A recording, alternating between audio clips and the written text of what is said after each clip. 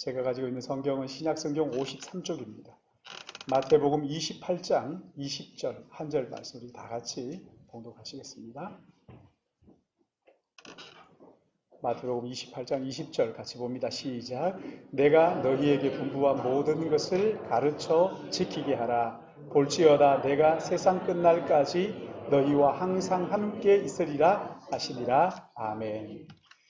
오늘 하나님 귀한 분을 우리 교회에 보내주셨는데 다음 세대 청소년들을 하나님의 말씀 위에 세우는 사역을 하고 계시는 우리 교육 선교사죠. 교육 선교사 이송용 선교사님 오셨는데 우리 같이 박수로 환영을 할까요?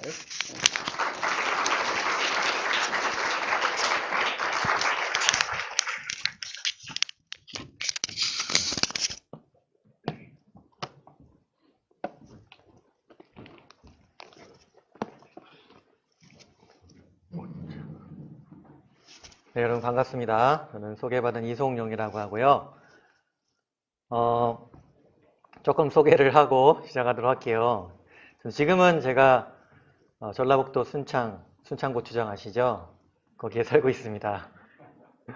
선교지 갔다 와서 안식년 이후에 그쪽 지역에 살고 있고요. 원래 제 고향이 사실 이 지역입니다. 마포 서대문. 그래서 네, 공감을 많이 해주시네요. 제 학창시절 대학교 포함해갖고 한 절반 정도는 마포에서 지낸 것 같고 나머지 절반은 서대문에서 지낸 것 같아요. 그래서 또 오늘 신일교회에 오니까 네, 고향교회에 온 듯이 마음이 푸근하고 또 이광일 목사님께서도 너무 따뜻하게 대해주시기 위해서 참 좋습니다. 그래서 제가 이 지역에서 자라면서 여기 또 청년들도 계실 텐데 사실 저는 학창시절은 그렇게 행복하지는 않았어요. 네. 학창시절은 항상 좀 별로 기억이 없어요, 여러분. 그때 뭐 행복한 일이 뭐가 있었나 별로 기억이 많지가 않아요. 특히 청소년 시기 그렇죠, 그죠? 저는 청소년 시기 끝나자마자 그래서 수능 시험이 끝나자마자 교회학교 교사 봉사를 시작했어요. 지금 돌아보면은 뭔가 의미 있는 삶을 살고 싶었던 것 같아요. 하나님을 위해서도 또 다른 누군가를 위해서도. 근데 청소년 시기에는 그런 게 너무 없었던 거죠. 주일학교 교사를 그래 수능 끝나자부터 시작해갖고 선교 나가기 전까지 계속했습니다. 뭐 대학교 시절에 하다가 군대 가서 또 군대에서도 주일학교 봉사하고 뭐 다른 지역 대학원 가서도 또 거기서 또 주일학교 봉사하고 그러니까 이제 주일학교 교사로 한 10년 정도 섬기고 제가 선교를 나간 것 같아요. 뭐 초등도 해보고 영유아도 해보고 청소년도 해보고 또 장애인 부서도 해보고 교회학교에서 할 수 있는 건 다 경험하게 하신 것 같아요. 그리고 이제 선교지 나가서는 청년들을 또 가르치게 됐어요. 왜냐하면 대학교에서 가르치고 말씀 전하고 또 뭐 그런 사역을 했기 때문에 교수 사역을 했기 때문에 그때부터는 또 청년들하고 많이 만났어요. 여기 있는 청년들 반갑습니다. 네. 한참 그래서 그런 사역을 하다 보니까 제가 깨닫게 된 게 있었어요. 아, 청년들 너무 늦었구나. 미안합니다, 청년들. 아, 너무 늦었구나, 청년들. 그래서 안식년 나올 때쯤에 이제 하나님이 주신 어떤 그런 저희 가정에게 주신 응답들이 있었는데 그 중에 하나가 뭐였냐면 더 어린 자녀들을 섬겨라였어요. 그래서 제가 다시 거꾸로 가기 시작했어요. 어린 자녀들 가르치다가 청년까지 갔다가 다시 거꾸로 가서 이제 더 어린 자녀들을 가르치자. 영유아, 유치원 이런 애들 어떻게 잘 가르칠 수 있을까? 주님이 또 이제 응답 주신 게 있어서 교회 안에서 잘 가르쳐라 해서 그러면 이제 선교지에서 제가 이제 뭐 대안학교, 선교학교 이런 비슷한 것들을 세우고 거기에 헌신해서 같이 일하고 이런 일들을 했었는데 그런 학교 사역이 아니라 이제는 교회 안에 들어가서 자녀들을 키워내는 사역. 그렇게 응답을 받고 안식년을 나왔습니다. 그러다 보니까 이제 지금은 교회 안에서 이제 홈스쿨을 통해서 자녀들 키워내고 교회와 가정이 같이 키워내는 그런 사역을 하고 있는데요. 제가 이걸 쭉 왜 말씀드리냐면 제가 이렇게 제 삶을 쭉 돌아보니까 하나님께서 어쨌든 우리 크리스찬으로서 경험할 수 있는 모든 교육은 다 경험하게 하셨어요. 제 스스로 뭐 공교육에서 자랐죠. 그죠? 대안학교 세우는 사역했으니까 대안학교. 또 우리 자녀들도 선교지에 있을 때 기독교 대안학교 다니고 했거든요. 그리고 뭐 주일학교 했죠. 그 다음에 또 뭡니까? 홈스쿨. 그죠? 지금은 공동체로 홈스쿨 하는 거. 모든 거 다 경험해봤어요. 그리스도인들이 할 수 있는 것들. 그래서 아까 목사님이 제가 잠깐 대화 나누다 보니까 저를 너무 젊게 봐주셔서 제가 감사한데, 제가 보기보다는 좀 나이가 있습니다. 44입니다. 44이고, 자녀가 6이에요. 저희 첫째 아이가 14이에요. 그리고 이제 막내가 이제 100일 됐거든요. 벌써 은혜 다 받으셨죠? 내려가도 될 것 같기도 한데, 네. 그래서 제가 교육사역을 하면서 자녀를 낳고 계속 하다 보니까, 본의 아니게, 선교지 있을 때는 교민들, 또 한국 나오면은 이제 또 성도님들이 이렇게 상담을 요청을 많이 하셨어요. 연령대 상관없이. 그러니까 아주 어린 자녀들 둔 부모들이 상담을 할 때도 있지만, 또 이 자녀 다 키워서 장로님 권사님들이 오셔서 우리 애 어떻게 하면 좋아요. 그런 것까지. 그러니까 이제 여러 가정들의 사례들과 또 그런 것들을 많이 접하게 된 거죠. 그러면서 저도 또 책을 보고 공부하고 데이터를 보고 그러면서 이게 어디서부터 잘못된 것인가 연구를 하고 하나님이 우리에게 원하시는 건 무엇인가 성경엔 어떻게 돼 있나 연구를 많이 하고 여기까지 오게 되었습니다. 그래서 지금은 이제 그런 공동체로 자녀를 키워내는 처치홈스쿨 사역을 통해서 굉장히 감사하게 정말 하나님이 원하시는 성경적 교육을 하고 있다 이렇게 감사하고 있는데요. 오늘은 그 처치홈스쿨 얘기를 하려고 제가 온 것이 아니라 그러면은 그런 모든 사례들을 봤을 때 우리 부모들이 자녀 양육에 있어서 가장 중요한 것이 무엇인가. 근데 중요하다고 해서 제일 어려운 걸 얘기하면 안 돼요. 누군 할 수 있고 누군 할 수 없고 이런 거 얘기하면 안 되잖아요.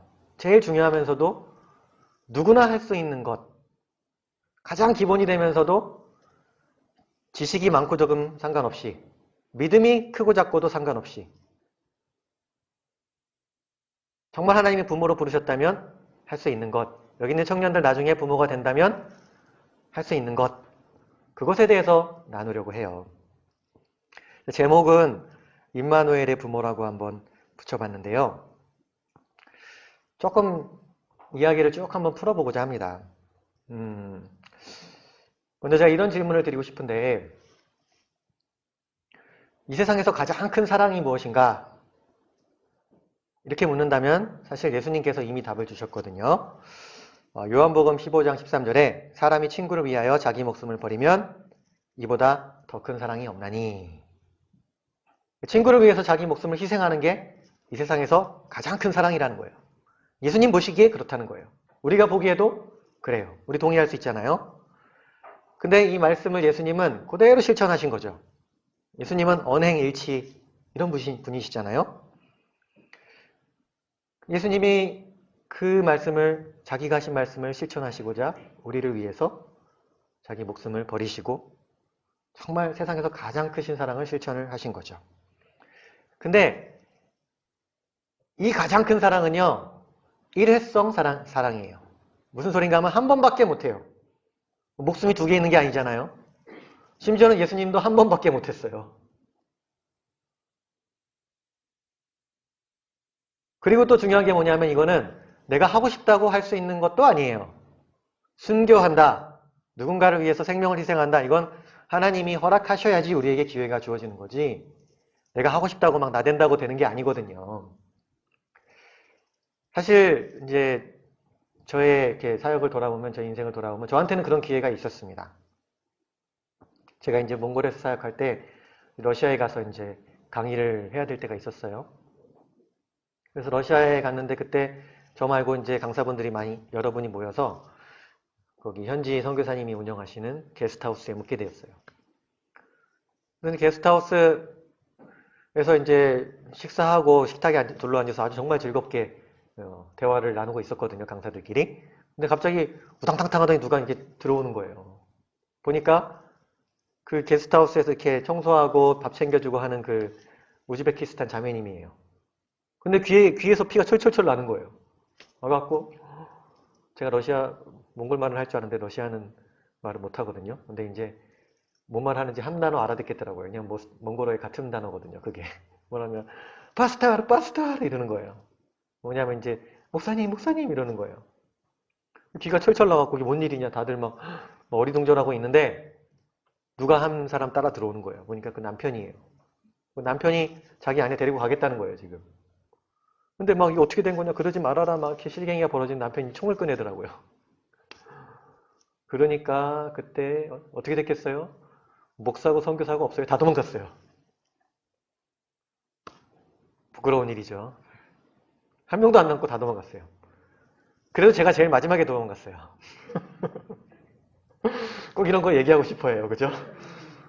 제일 마지막에 가겠다고 막 이렇게 막아서 가는데 제가 어디서 무너졌냐면 그 형제가 제 머리에다 총을 딱 겨누더라고요. 이렇게. 제가 바로 도망갔죠.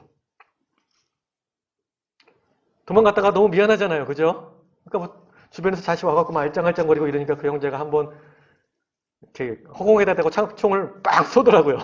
그러더니 다시 저한테 되는 거예요. 와, 어떻게 했겠어요? 바로 도망갔죠. 자, 그래서 성경에서 제일 공감되는 인물이 누군가 하면 베드로 선생님이에요. 베드로 선생님이 왜 도망갔겠는가? 저는 이해를 해요.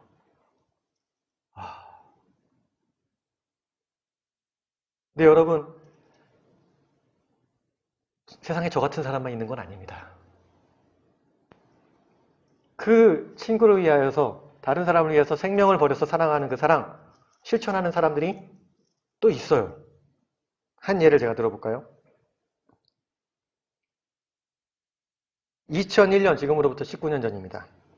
1월 26일, 일본 시노쿠보역에 저녁 7시 15분경이었어요.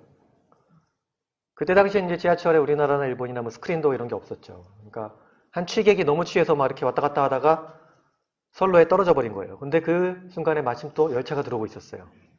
근데 그거를 보게 된 수많은 사람들이 있었는데 퇴근 시간이니까요. 그 중에 어떤 청년 하나가 1초의 망설임도 없이 뛰어들어서 그 사람을 건지고자 했어요. 그 청년의 이름이 뭐였냐면은 한국 사람이었던 거예요. 이수현이라는 청년이었어요. 그 당시에 고려대학교에 재학 중이었고, 그리고 일본어를 배운다고 일본에 유학 가 있던 상황이었습니다. 주위의 증언에 따르면 1초의 망설임도 없이 뛰어들었다는 거예요. 근데 그걸 보고서 어떤 일본 사진작가 세키네시로라는 사람이 같이 따라 뛰어드는 거예요. 그 취객을 구하겠다고 하는데 시간이 너무 짧았어요. 그래서 그 세 명이 함께 그 자리에서 열차에 치여서 죽고 말았습니다. 이 사건이 그때 당시에 일본에서 엄청난 반향을 일으켰어요. 그 일본도 좀 개인주의가 심한 사회이기 때문에 누가 이렇게 어려운 일을 당했는데 막 적극적으로 달려들어서 돕고 막 이런 게 그렇게 익숙하지만은 않은 그런 문화인 거죠. 근데 어떤 청년이 뛰어들어서 그걸 구하겠다고 하다가 죽었는데 알고 보니까 그 청년이 외국인이에요. 자기 나라 사람도 아니고 더군다나 자기네들이 약간 이렇게 밑에 깔보는 한국 사람인 거예요. 그때 당시에 이 일이 일본 사회에 엄청난 반향을 일으켰고 심지어 신문기사들 중에 어떤 제목이 나왔냐면 왜 일본에는 이수현이 없는가? 이런 기사가 나올 정도로 19년이 지난 지금도 매년 일본인들이 이 사건을 추모합니다. 이 이수현 씨의 그분이 지금 살아계셨더라면 아마 제 또래 정도 됐을 것 같아요. 고 이수연 군의 어머니를 매년 초대해 갖고 그 어머니에게 감사 표시를 하고 매년 추모를 합니다. 근데 그 이수연이라는 사람이 도대체 어디서 떨어진 것인가? 그 사람이 그리스도인인가 아닌가는 사실 알려져 있지가 않아요. 근데 그 어머니께서 말씀하시는 걸 보니까 이수연이라는 사람이 어떤 교육을 받았고 어떤 삶을 살았구나 대충 짐작을 하겠더라고요. 그때 당시에 자기 아들이 죽었는데 이제 일본 언론에서 취재를 한 거죠. 인터뷰를 한 거죠. 그때 이 어머니가 뭐라고 얘기를 했느냐. 평범한 사람들 중에 누구라도 그 자리에 있었더라면 내 아들처럼 했을 것입니다. 이렇게 대답을 했어요. 그 말 자체가 또 엄청난 감동을 주었죠. 무슨 이야기를 하고 싶은 거냐면요. 한 번 죽는 것보다 그 이면에 있는 일들이 있다라는 거예요. 예수님이요. 한 번 죽으셨는데 죽기 이전에 그 과정이 있었다라는 거예요. 이수연 군이 선로에 뛰어들어서 그런 죽음을 당했는데 그건 결과이라는 거죠. 그 결과를 낳기 위한 어떤 과정이 있다라는 거예요. 이 과정에 대해서 한번 우리가 살펴보고 싶다는 거죠. 왜냐하면 우리 예수님께서 십자가에 돌아가시기 위해서 오신 것 맞아요. 근데 우리는 너무 거기에만 집중을 하는 경향이 있어요. 그게 제일 중요하기는 해요. 근데 예수님의 삶을 잘 들여다보면 예수님이 십자가에 달려서 돌아가셨다. 이거는 결과예요, 결과. 그 전에 어떤 과정이 있단 말이에요. 예수님이 목숨을 한 번만 거신 것도 아니에요. 성경을 잘 살펴보면 예를 들어 가늠한 여인이 잡혀왔잖아요. 사람들이 돌로 치려고 할 때 예수님이 그 자리에 막아섰어요. 그 이야기는 뭐예요? 같이 돌 맞아 죽을 각오를 하신 거예요.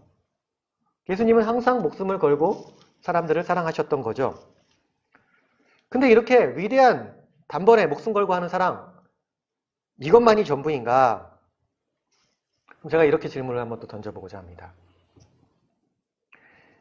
예수님은 그렇게 와서 죽는 게 소원이시면, 그게 제일 중요한 사역이면 왜 오자마자 죽지 않으셨는가? 왜 굳이 3년이라는 시간 동안을 제자들하고 뒹굴면서 그 시간 여러분 성경을 잘 살펴보세요. 그렇게 솔직히 뭐 아름다운 시간 아닙니다. 제자들이 예수님 짜증나게 엄청 많이 했어요. 뭐 말귀도 잘 못 알아듣는 것 같고 나중에 보니까 다 도망갔잖아요. 물론 저는 그 마음을 이해합니다만 별로 뭐 남는 것도 없는 것 같아요. 근데 그 과정이 왜 필요했던가?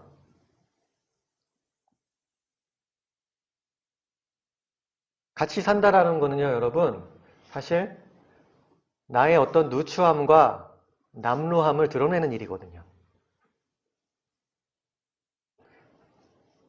제가 지금은 이렇게 양복 입고 넥타이 매고 머리에 모도 바르고 와서 딱 이렇게 깔끔한 모습으로 서 있지만 저의 누추한 모습은 누가 제일 잘 알아요? 저희 아내가 제일 잘 알죠. 그 누추한 모습 중에서도 저희 아내가 제일 싫어하는 모습이 하나 있어요. 뭐냐? 그건 사실 저는 저의 장점이라고 생각하는데 저희 아내는 힘들어 하더라고요. 뭐냐면은 저는 사실 잠자리를 잘 안 가려요. 어디 가나 잘 자요. 성교지에서도 어디 가나 잘 자요. 심지어 어느 정도 잘 자냐면은 저희가 애가 6인데 애를 그때 한 몇 명, 한 두세 명 정도 낳았을 때인 것 같은데 제가 오늘 아침에 일어나서 저희 아내한테 얘기했어요. 여보, 우리 애들은 밤에 울지도 않고 너무 잘 자는 것 같아. 그랬더니 저희 아내가 너무 화가 나갖고 그냥 뭘 잘 자냐고 우리 애들이 그냥.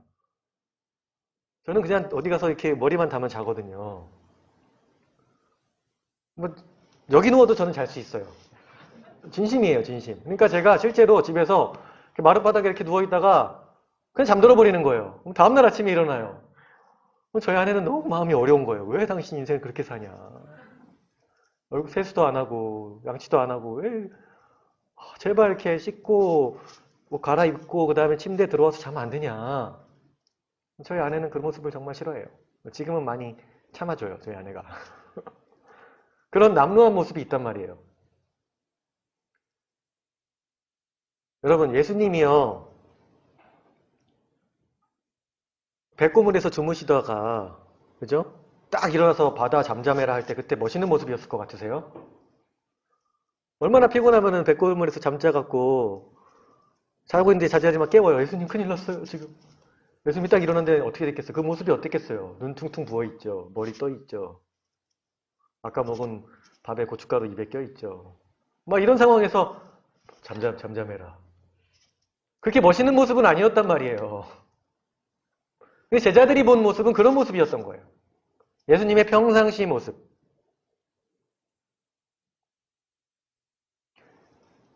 그럴 수 있겠다 생각하겠지만 여러분, 예수님이 누구십니까? 예수님은요, 이 세상의 왕이세요. 오늘날의 이 정치인들만 봐도 얼마나 자기 이미지 관리를 합니까? 옛날에 여러분 김영삼 대통령이라는 분이 계셨는데 그분은요, 머리를 매일 깎았대요. 전용 이발사가 있었어요.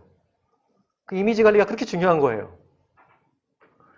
근데 예수님은요, 그 어떤 정치인보다 높으신 분이시고요. 그 어떤 연예인보다 존귀하시고 고귀하시고 그 어떤 히어로보다 존경받아 마땅하신 그런 정말 멋지신 분이란 말이에요. 근데 그분이 우리 인생의 누추함을 같이 겪어주신 거예요. 왜 굳이 그러셔야 했을까? 그냥 그런 기간 없이 그냥 오셔서 바로 죽으셔도 누가 뭐라 할 사람 없었을 텐데. 근데 여러분, 과정은 중요해요. 실제로 한번 우리가 상상을 해봅시다. 예수님이 어제 이 땅에 오셨어요. 근데 오늘 여기 신일교회에 와서 오늘 죽으시는 거예요. 그러면은 여기 있는 우리 신도들이 와, 저분은 정말 우리의 메시아다, 이렇게 고백할 수 있을까요? 그게 안 되는 거예요. 뭐 보여준 게 있어야죠. 만약에 예수님이 그런 식으로 하셨다면 우리가 예수님 우리의 구세주로 메시아로 모시지 못합니다. 그냥 뭐라고 생각하겠어요? 아, 뭐 또 사이비 교주 하나 왔다 갔구나, 이렇게 생각하겠죠. 근데 우리가 예수님을 우리의 구세주로 정말 고백하는 건 뭐예요? 예수님이 보여주신 그 과정, 결과적인 사랑이 아니라 과정의 사랑이 있었다라는 거예요. 오케이, 좋아요. 공생의 3년은 그렇다 쳐요. 사역이니까. 근데 예수님이 그 공생에 언제 시작하셨어요? 30살에 시작하셨잖아요. 그 얘기는 뭐예요? 그 전에 30년 동안을 또 사신 거예요. 그 30년 동안에 예수님의 인생이 어떠했는지 성경을 찾아보니까 기록된 게 하나밖에 없어요. 예수님 아주 어렸을 때 뭐 성전 가서 뭐 이런 일이 있었다, 그거 하나밖에 없어요. 나머지 인생 뭘로 사셨나 보니까 목수로 사셨대요. 여러분이 목수라는 직업이 뭡니까? 영어 성경에 이제 번역될 때 이 목수라는 말이 카펜터로 이제 번역이 돼서 그때 이후로 우리가 목수라고 알고 있습니다. 근데 이 목수라는 것은 나무만 만지는 게 아니에요. 우리가 생각하는 것처럼. 실제 건축 현장에 가봐도, 우리나라 건축 현장에 가봐도 목수들은 다 해요, 모든 걸. 목수가 들어가야지 일이 다 진행이 되는 거예요. 저기 청년 끄덕거리는데 일 해봤나 봐요. 그러니까 우리로 치면 뭐예요? 벽돌 쌓고 미장하고 뭐 공구리 치고 땅 파고 뭐 인테리어 하고 뭐 모든 거 다 하는 거예요. 한마디로 뭐예요? 일일 노동자인 거예요. 일용직 노동자. 노가다꾼인 거예요. 직업이 귀천이 있다는 게 아니고요. 그냥 평범한 민초의 인생을 사셨다는 겁니다. 이 예수님이 목수로 사실 때 어떻게 사셨는가 성경에 나와 있지가 않아요. 왜 안 나와 있느냐? 별로 기억될 만한 일이 없었기 때문에 안 나와 있는 거예요. 너무 평범하고 너무 별 볼 일 없었기 때문에 뭐 기록할 게 없는 거예요. 그냥 열심히 사셨겠지. 목수니까 뭐 성실하게 하셨겠지. 이런 거 추측해 볼 뿐이죠, 우리가. 예수님은 그거 하시면서 뭐 특허를 냈습니까? 떼돈을 벌었습니까? 뭐 없는 거예요. 왜 굳이 그런 삶을 사셔야 하셨을까? 그게 무슨 의미인가? 근데 여러분, 그것이 바로 예수님이 우리에게 보여주기 원하셨던 사랑이시라는 거예요. 그 예수님이 우리와 같은 삶을 사셨다는, 하나님이신 그분이 오셔서 우리와 함께 계셨다는 그 사실 자체가 우리에게 울림을 주는 겁니다. 여러분, 제가 여기 이광희 목사님 계신데 이광희 목사님이 신일교회 성도들 사랑한다, 다 믿어지잖아요. 왜요? 지금까지 같이 살아온 세월이 있기 때문에 그런 거예요. 근데 여기 이성룡이라는 사람이 와갖고 여러분 사랑합니다, 믿어지세요? 안 믿어지는 거예요. 뭐 보여준 게 있어야죠. 그 사람이 어떻게 살았고 나한테 뭐 해준 게 있어야죠. 같이 밥 한 끼라도 먹어봤어야죠. 우리가 예수님의 그 십자가 사랑을 믿을 수 있는 건 단순히 그분이 죽으셨기 때문만이 아니에요. 그분이 훌륭한 일을 하셨기 때문만이 아니에요. 우리가 정말 그분의 사랑이 컸다 이야기할 수 있는 건 그분이 우리에게 찾아오셨고 우리와 같은 인생을 사셨다라는 거예요. 이 포인트에서 우리가 변화가 되는 거예요. 베드로는 예수님이 십자가에 달렸을 때 변화되지 않았어요. 베드로가 변화된 시점이 언제였냐? 우리 베드로 선생님, 제가 크게 공감하는 베드로 선생님, 도망갔습니다. 근데 어떻게 됐어요? 여러분, 제가 그때 도망가고 어떻게 했냐면 제 방으로 들어갔단 말이에요. 러시아에서. 숙소 방으로 들어갔는데 그렇게 마음이 참담할 수가 없어요. 그 비참한 마음은 말로 설명이 안 돼요. 제 인생에 그렇게 비참했던 적이 없었어요. 와, 내가 이러고도 예수 믿는다고, 이러고도 선교사라고, 목숨 걸고 선교하겠다고 해놓고 총구가 앞에 오니까 그냥 바로 도망가는 거예요. 사람이 피 흘려 쓰러지던 말던. 그게 그 베드로 선생님의 마음이었던 거예요. 예수님 3번 부인하고 나서. 그러고 나서 어떻게 했어요? 상상을 해보세요, 여러분. 베드로 선생님 얼굴 다 알려지겠고, 이거 사람들이 베드로 선생님 다 알고 있어요. 병 고치고, 뭐 귀신 쫓고 다 했어요. 근데 도망가서 숨어 지내는 거예요. 갈 데가 없는 거죠. 그러니까 어떻게 자기 고향 가고 다시 물고기 잡는 거예요. 그 물고기 잡는 기분이 어떻겠습니까, 여러분? 행복하겠습니까? 밤새도록 물고기 잡았는데 또 안 잡히는 거죠. 근데 저기 물가에 보니까 누가 한 분이 서 계시는데 예수님이 부활해서 오신 거예요. 처음엔 예수님인지 알아보지도 못했어요. 데자뷰가 일어나는 거예요. 막. 이거 어디서 많이 보던 장면인데 물고기가 안 잡혔어? 근데 저기서 누가 오른쪽으로 그물을 내려봐라. 오른쪽으로 내리니까 물고기가 이만큼 잡혀 올라오는 거. 데자뷰가 막, 오, 주님이시다! 그때서야 알고서 옷 벗어 던지고 첨벙해갖고 수영해갖고 예수님한테 가는 거예요. 물가에 다다라갖고 철퍽철퍽 이제 젖은 몸으로 무트로 걸어 나오는데 또 한 번의 데자뷰가 펼쳐지는 거예요. 뭐예요? 예수님이 거기서 고기 굽고 있는 거예요. 예수님 맨날 그렇게 해주셨거든요. 3년 동안 고기 구워주고 같이 먹고 즐거워하고 사랑해주고 베드로는 막 미치겠는 거예요. 그 상황에서 이제 막 옛날에 예수님이 나한테 어떻게 하셨는데 와 이건 뭐냐 진짜. 예수님이 뭐라 그래요? 와서 먹어라. 고기 좀 더 가져와라. 그러면서 베드로한테 물어보지 않습니까? 네가 다른 사람들보다 나를 더 사랑하느냐? 베드로 선생님 뭐라고 대답해요? 우리가 이게 텍스트로 돼 있으니까 잘 안 와닿는데 제가 보여드릴게요. 뭐라고 대답했냐면 예수님 아시잖아요. 제 입으로 어떻게 얘기해요? 제가 사랑하는 줄 아시잖아요. 말을 못하는 거예요. 예수님이 또 물어봐요. 다른 사람들보다 나를 더 사랑하느냐? 음이 죽겠네 그냥.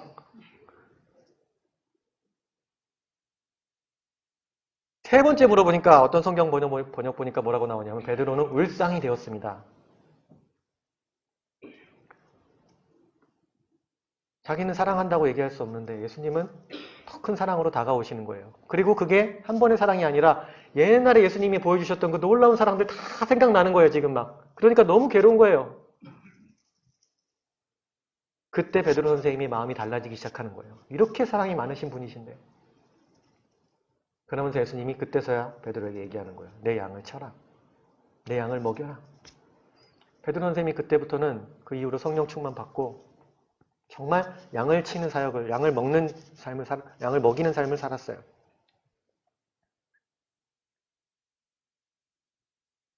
그 전승에 따르면, 기독교 전승에 따르면 베드로 선생님이 마지막에 십자가에 달려서 거꾸로 달려 돌아가셨다고 전해지고 있잖아요. 정말 하나님이 저에게도 한 번의 기회를 더 주셨으면 좋겠다는 바람을 합니다만 베드로 선생님처럼 할 수 있을지 또 고민되기도 하고 진짜 괴롭습니다. 저는 딸린 자식이 6이나 있는데 어떻게 하나.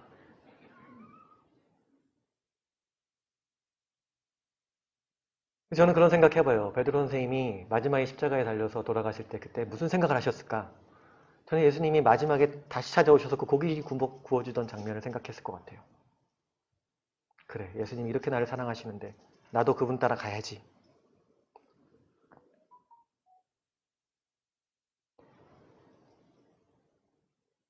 예수님의 사역에는요, 2가지가 있는 거예요. 하나는 무엇인가 하면 십자가에 달려서 돌아가시는 사역.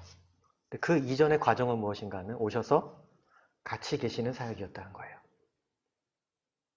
이 2개의 사역이 예수님이 태어날 때부터 예수님의 이름으로부터 계시가 됩니다. 마리아가 성령으로 임신을 했는데 요셉은 이제 착한 사람이니까 조용히 관계를 끊으려고 해요. 근데 그때 요셉의 꿈에 천사가 나타나서 이 아이가 예수, 자기 백성을 죄에서 구원할 자, 이름의 뜻까지 가르쳐줘요. 예수. 구약의 어떤 이름이에요? 신약에는 예슈아, 예수지만 예호슈아, 여호수아, 호세아 다 같은 이름이에요. 여호와는 구원이시다. 여호와가 구원하신다. 제호바 saves. 그 이름을 다 가르쳐주면서 예수님의 어떻게 돌아가시고 그 구속사적인 예수님의 삶을 계시해 주신 거예요. 그러면서 끝이 아니에요. 하나의 이름을 더 가르쳐줘요. 뭐예요? 임마누엘이라 하리니 이는 번역하면 하나님이 우리와 함께 계신다. 예수만큼 중요한 이름이 임마누엘이에요. 예수님은 이 땅에 오셔서 하나님으로 오셔서 우리와 함께 계셨던 거예요. 근데 그게 우리에게 엄청난 사랑을 의미하는 거예요. 이 임마누엘이라는 이름이 구약시대의 남유다 시대의 가장 어두운 시기 중에 하나의 이사야 선지자를 통해서 계시가 됩니다. 북에서 이스라엘과 동쪽의 아람이 같이 합세해서 쳐들어오니까 나라가 이제 망할 지경에 이른 거죠. 가장 어두운 그때의 이사야 선지자를 통해서 임마누엘, 하나님이 너희와 함께 계신다. 그때 당시에 유다 사람들은요, 그걸 영적인 개념으로 이해했을 거예요, 아마. 처녀가 잉태하여 아들을 낳는다고? 그게 뭐지? 근데 오늘날의 그리스도인들, 우리를 보면은요, 그걸 영적인 개념으로 이해하지 않습니다. 무슨 소린가 하면, 우리는 실제로 성령님이 우리와 같이 계시다는 걸 믿고, 그게 믿어져요. 지금 우리가 같이 예배를 드리는 시간에도, 우리와 함께 계시고, 여기에만 계신 게 아니라 온라인으로 예배 드리는 그 가정에도 가 계시고, 성령 안에 다 우리가 묶여 있다는 걸 우리가 실제적으로 느낀단 말이에요. 근데 이게 어떻게 가능한 일이냐? 만약에 하나님이 저 위에 계시면서 야, 나 니네들이랑 같이 있는 걸로 쳐? 진짜 있다니까 하면 그냥 개념적으로만 믿어지는 거예요. 근데 우리는 그걸 어떻게 믿을 수 있느냐? 예수님이 실제로 이 땅에 오셔서 같이 계셔 주신 거예요. 보여주신 거예요. 진짜 있는 게 이거야, 얘들아. 말로만이 아니라 나 물리적으로 같이 있다니까? 그리고 예수님이 죽었다 부활하시고 다시 가시면서 그 전에 이런 말씀 하신 거예요. 오늘 말씀. 내가 너희와 세상 끝날까지 항상 함께 있으리라. 성령님을 보내주겠다. 그분이 내가 너희에게 말한 모든 것을 기억나게 해주실 것이다. 그러니까 성령님이 오셨는데 그분이 예수님의 영이시구나. 성령님이 계시는데 예수님이 나와 함께 계시네. 오늘날의 그리스도인들은 이게 믿어져요. 뭐 때문에요? 예수님이 33년 동안 이 세상에 사신 시간이 있었기 때문에 믿어지는 거예요. 만약에 그 시간이 없었으면 우리는 이 개념을 굉장히 영적인 개념으로만 이해하고 있었을 가능성이 커요. 자, 이제 여러분에게 묻겠습니다. 큰일 났네. 이제부터 시작인데 시간이 막 갔네요. 여러분은 여러분의 자녀들에게, 앞으로 태어날 자녀들에게 어떤 사랑을 하고 계십니까? 예수의 사랑입니까? 임마누엘의 사랑입니까? 아니면 이도저도 아닙니까? 예수의 사랑은요, 의외로 쉬워요, 여러분. 부모가 되면 여러분 이해하실 수 있습니다. 제가 옆집의 그 우즈베키스탄 자매를 위해서는 죽지 못했지만 저나 저희 아내나 저희 자녀를 위해서라면 생명을 버려서 죽을 가능성이 커요. 부모님들 맞으면 끄덕끄덕 해보십시오. 온라인에서도 끄덕끄덕 해보십시오. 하나님이 그 사랑은 이미 우리에게 주셨어요.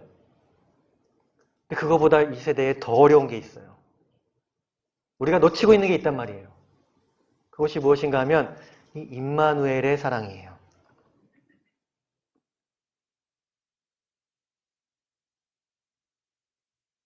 이 시대는요, 시간이 황금보다 귀한 시대라고 이야기합니다. 그러니까 모든 사람들이 시간을 소중하게 여겨요. 그리고 뭔가 효율적이지 않게 시간을 쓰는 걸 굉장히 싫어해요. 아주 효율적으로 시간을 써야지 잘 사는 것처럼 생각을 해요. 그러니까 이 코로나 시기에 애랑 집에서만 붙어 있는 게 너무 싫은 거예요. 너무 힘든 거예요. 여러분, 우리 하나님께서는요, 우리에게 자녀를 보내주실 때 얘야, 이 자녀를 좀 잘 좀 맡아줘라. 이 자녀랑 같이 좀 있어줘라.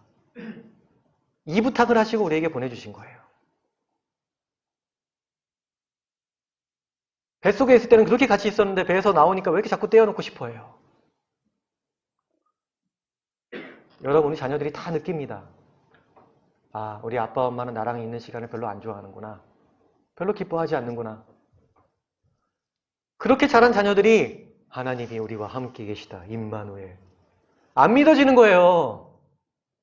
그 임마누엘의 하나님을 누가 보여줘야 돼요? 우리 부모가 보여줘야 되는 거예요. 그래서 이 코로나 시기에 여러분 이 시간을 헛되이 보내지 마세요. 의도적으로라도 자녀에게 메시지를 던지세요. 뭐라고 던져야 돼요? 속은 아니더라도 말은 그렇게 하세요. 나는 말이야, 너랑 있는 게 좋다? 하시란 말이에요. 말하다 보면은요, 우리 안에 행복 회로가 돌아가고 그게 행복해져요. 하나님 우리 그렇게 지어 놓으셨어요. 그러면 그 자녀들이요, 아, 아빠는 나랑 놀아주는 걸 정말 기뻐하는구나. 엄마는 나한테 밥 해주는 걸 정말 행복해 하는구나. 여러분, 임마누엘의 부모는요, 어려운 일이 아니에요. 같이 있어주는 거예요, 그냥. 물론 이게 어쩜 제일 어려운 일일 수도 있어요. 하지만 이건 누구나 할 수 있는 일이에요. 공부를 많이 했다고 잘할 수 있는 일도 아니고요. 내가 돈이 많다고 잘할 수 있는 일도 아닙니다. 신앙 연한이 오래됐다고 잘할 수 있는 일도 아니에요. 이건 누구나 할 수 있는 일이에요. 근데 그 일을 기쁘게 감당하면 어떻겠냐는 거예요. 우리 자녀에게 좋은 메시지를 던지면서 감당하면 어떻겠냐는 거예요. 왜 우리가 시간 투자하는 걸 이렇게 힘들어하느냐? 디모데후서 3장 1절에서 2절을 보면 너는 이것을 알라. 말세에 이런 일이 벌어질 건데 어떤 일이냐?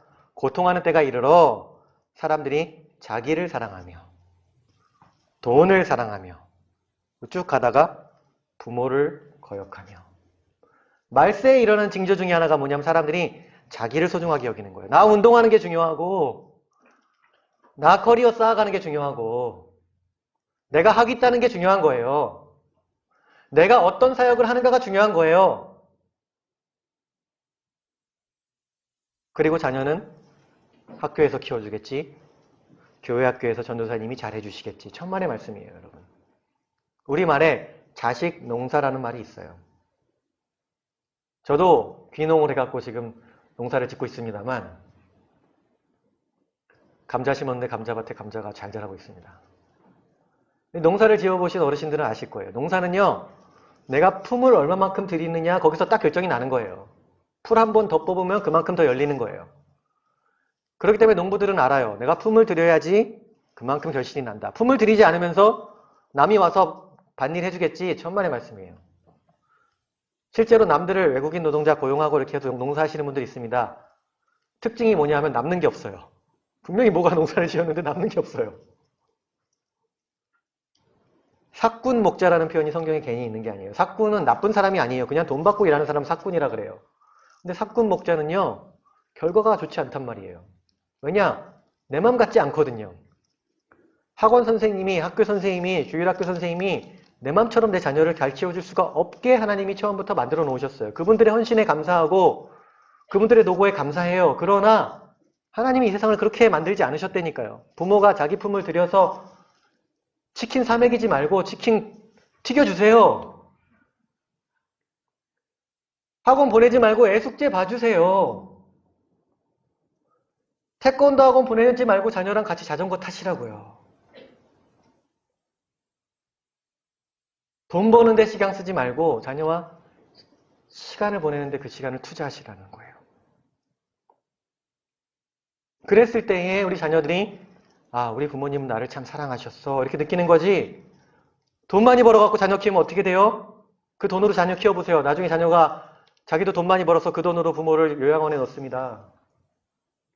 배운 대로 하는 거예요.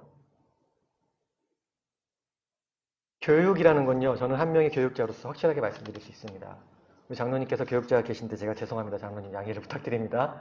장로님 동의하시리라 믿습니다. 그런데 교육은 프로그램이 아니에요. 프로그램은 2차적인 거예요.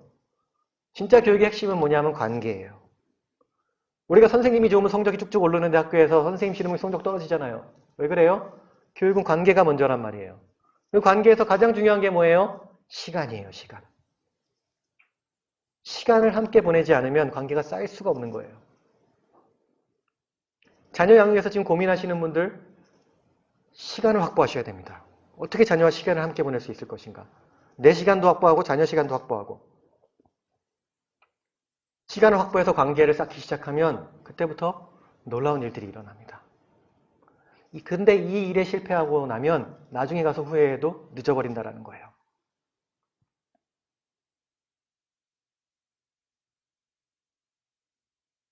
말라기 4장 5절에서 6절을 보면 구약 성경의 제일 마지막에 있는 구절입니다. 보라, 여호와의 크고 두려운 날이 이르기 전에 내가 선지자 엘리야를 너희에게 보내리니 이 엘리야는 오늘날의 교회를 뜻한다고 볼 수 있습니다. 그가 아버지의 마음을 자녀에게로 돌이키게 하고 자녀들의 마음을 그들의 아버지에게로 돌이키게 하리라. 여기서 아버지는 하나님 아버지가 아닙니다. 영어 성경에 보면 parents, 그냥 부모들이에요. 부모들의 마음을 자녀들에게로, 자녀들의 마음을 부모들에게로 돌이키게 한다라는 거예요. 그런데 만약에 돌이키지 아니하면 두렵건대 내가 와서 저주로 그 땅을 칠까 하노라. 우리 교회들의 사명이 오늘날 이것입니다. 우리들의 마음을 자녀에게로 돌이켜야 돼요. 자녀들의 마음이 우리들에게로 돌이키게 해야 돼요. 제가 세미나 같은 데 가서 물어봅니다. 자녀들에게 마음 100% 가 있는 분 손 들어보세요. 손 많이 못 듭니다. 자녀들 있으면 물어봅니다. 자녀들, 여러분의 마음이 부모들에게 100%가 있으면 손 들어보세요. 한 10명 중에 1명 듭니다. 근데 성경이 뭐라고 얘기해요? 이것이 바로 말세의 징조라는 거예요. 말세에 이런 일들이 일어난다는 거예요. 사람들이 자기를 사랑하고 돈을 사랑해서 자기 마음을 부모에게 주지 않고 부모가 자녀에게 자기 마음을, 자기 시간을 주지 않는다라는 겁니다. 근데 교회들이 엘리야가 되어서 이 일을 회복시켜야 된다는 거예요. 우리부터 해야 된다는 거예요. 우리 강일 목사님께서 가정에서 가정예배 드려라 많이 권면하고 계신데 이것부터 돌이켜야 됩니다. 야근 포기하고 와서 자녀들 가르쳐야 되는 거예요. 맞벌이 정 힘들면 그거 풀타임으로 하던가 파트타임으로 줄여서라도 자녀에게 헌신해야 되는 거예요. 그렇게 됐을 때에 우리 자녀들이 하나님이 우리를 정말 함께 하시는구나. 우리 부모님은 나를 정말 사랑하셨어. 라고 나중에 회상할 수가 있게 되는 거예요. 우리 자녀들은 여러분의 돈을 원하지 않습니다. 훌륭한 아빠, 커리어를 많이 쌓은 엄마가 되길 원하지 않습니다. 우리 자녀들이 원하는 건 여러분이에요. 그냥 아빠, 엄마를 원하는 거예요. 여기 어린 자녀들 앉아있지만 실제로 제가 물어봅니다. 아빠의 돈이 좋니? 아빠가 좋니? 아빠가 좋대요. 엄마의 직업이 좋니? 엄마가 좋니? 엄마가 좋대요. 오죽하면 제가 어렸을 때 그런 드라마가 있었겠어요. 어른들은 몰라요. 장난감만 사주면 그만인가요? 예쁜 옷만 입혀주면 그만인가요? 어른들은 몰라요. 아무것도 몰라요. 함께 있고 싶어서 그러는 건데. 여러분이 줄 수 있는 가장 큰 선물은 임마누엘, 임재 사역인 거예요. 성육신 사역인 거예요. 이것이 자녀 양육의 가장 기본적인 사역이 됩니다. 이 일을 위해서 우리는 대가 지불을 해야 돼요. 다른 것들 포기해야 합니다. 재정 포기해야 돼요. 내가 하고 싶은 나의 취미생활 포기해야 돼요. 근데 그것이 바로 예수님께서 자기의 인생을 포기하시고 썩어지는 미랄이 되셔서 우리를 살리신 그 사역에 동참하는 길이 된다는 거예요. 썩어지는 미랄이 되는 건 그렇게 크고 남들이 인정하고 놀라운 일이 아닙니다. 미랄은 아무 소리 없이 누가 알아주지 않는 중에 썩어집니다. 한 번에 썩어지지 않습니다. 땅에 묵혀서 오랜 시간 동안 썩어지는 겁니다. 우리도 우리 자녀들을 위해서 그렇게 썩어지는 삶이 되어야 된다는 거예요. 저는 자녀들에게 일부러라도 얘기합니다. 우리 같이 연습해봤으면 좋겠어요. 미래의 부모들도 같이 연습하세요. 따라서 해보겠습니다. 자기 자녀 이름 부르면서 초원아 따라서 하시는 건데 네, 마스크 쓰셨으니까 괜찮습니다. 쪽 작게라도 따라서 하세요. 자기 자녀 이름 넣어서 초원아 나는 너랑 있는 게 좋다. 나 너랑 있으려고 태어난 사람이야. 그냥 아무것도 안 하고 너랑만 있어도 나는 이미 모든 사역을 다 마쳤어. 너무 길었나요? 그냥 너랑 있는 것 자체가 이 아빠 엄마의 사역이야. 시작.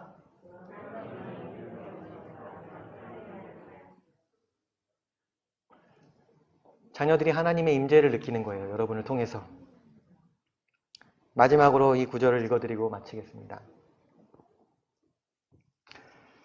가브리엘라 미스트랄이라는 사람이 이런 얘기를 했습니다. 많은 것들은 우리를 기다려준다. 하지만 아이들은 기다려주지 않는다.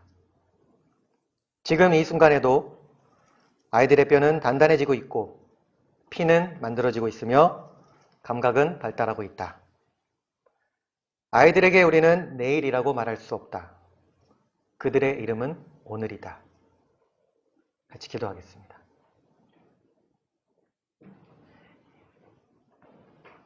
우리 한번 회개했으면 좋겠어요. 내가 나를 얼마나 사랑하는지, 내 시간이 얼마나 아까운지, 내 커리어가 중요하고, 내 승진이 중요하고, 내 재정이 중요하고, 그것들 다 자녀를 위한 일이라 포장할 수 있어요. 아니요, 여러분 자녀들은 그걸 원하지 않아요. 여러분을 원해요. 하나님, 저를 용서해 주십시오. 저를 용서해 주십시오. 예수님이 나를 어떻게 사랑하셨는데, 예수님이 나를 어떻게 찾아오셨는데, 하나님이 영원히 나와 함께 해주신다는 그 약속을 지금도 지키고 계신데 나는 왜 우리 자녀들에게 그 약속을 지키지 못하고 있을까? 같이 회개했으면 좋겠어요. 그게 어려우신 분들이 있을 수 있어요. 하나님, 저 솔직히 자녀랑 있는 시간이 요즘에 너무 힘들어요. 괜찮습니다. 그럴 수 있습니다. 주님이 이해하십니다. 그냥 있는 그대로 우리 올려드립시다. 하나님, 저는 너무 힘든데 좀 저를 도와주세요. 저에게 힘을 주시고 지혜를 주세요. 주님이 도와주실 거예요. 같이 한번 우리 작지만 우리 입술을 열어서 동성으로 기도하도록 하겠습니다. 주님, 저희가 또 주님 앞에 나아갑니다. 주님이 그렇게 저희를 사랑하셨고 저희를 위해서 30년 동안 의미 없는 듯이 보이는 그 삶을 같이 민초로서 살아주셨고 또 우리에게 많은 기적과 은사를 베푸시며 우리의 병을 고치시고 우리에게 음식도 베풀어 주시고 우리와 같이 사시면서 놀라운 사랑을 보여주셨는데 우리는 여전히 우리의 시간이 아깝고 우리는 여전히 우리를 사랑하고 스스로를 사랑하고 정말 주님으로부터 멀어져 있는 부분들이 있습니다. 주님, 불쌍히 여기시사 저희가 이것을 돌이키오니 주님도 저희를 도와주십시오. 자녀와 함께하는 시간이 아까웠던 그 마음이 있다면 회개하고 돌이킵니다. 다음 세대를 위하여 썩어지는 미랄이 된다는 것이 영적인 개념이 아니라 이것이 물리적인 시간의 개념이라는 것을 우리가 알게 하소서. 자녀에게 집밥 해주고 자녀에게 숙제 봐주고 자녀랑 같이 놀고 운동하고 자녀랑 같이 대화 나누고 성경 가르치는 그 시간들이 하나님이 우리에게 주신 선물임을 깨닫게 하소서. 그것이 바로 우리가 임마누엘 하여서 주님과 같은 성육신의 삶을 살 수 있는 놀라운 기회를 주신 것임을 우리가 깨닫게 하소서. 이것을 아까워하지 않게 하소서. 우리가 우리의 인생, 나의 인생을 사는 그 패턴으로부터 돌이켜서 우리 다음 세대들을 위하여 썩어지는 무명의 삶을 살게 하소서. 그럴 때에 예수님의 임마누엘의 그 사역이 우리 자녀들에게도 전수가 되고 그들이 고백하게 될 것입니다. 아, 정말 하나님이 우리와 함께 계시는구나. 우리 신일교회에 그 일이 일어나게 하소서. 하나님이 지혜를 주시고 도와주소서.